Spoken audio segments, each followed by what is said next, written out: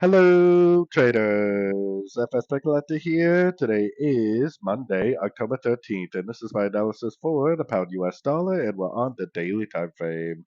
So on the daily time frame, I still think we're in a regular flat. My target for a regular flat is obviously right around the low of wave A, so the 90%, but it also could overshoot it a little bit, go down to the 100 to 105%. We did have a pretty good push up on Friday, but it never engulfed up. It never broke up. I mean, the trend is 100% still down on the daily. Maybe it's going to make a little bit of a bigger pullback, but I still think on the daily it's going to end up looking at least something like this over the next week or two. So keeping that in mind, taking it all the way down to the 1 hour time frame, I'm definitely still recommending shorts. Yes, we do have a breaker structure up on the 1 hour, and maybe this is only a wave A, and maybe it's like a wave B, and then it goes up for a wave C like this before it actually goes down.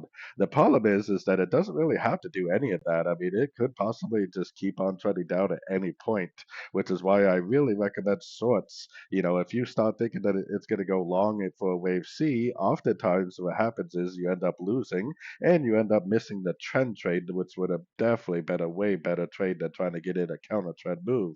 So either way, whether it does this before it goes down, up to one of these higher fib levels, or whether it just keeps on going down from here, I am recommending shorts in a downtrend because of the higher time frames. So anyways, don't forget to check out my website linked over here in the corner. And as always, thank you for watching and happy trading.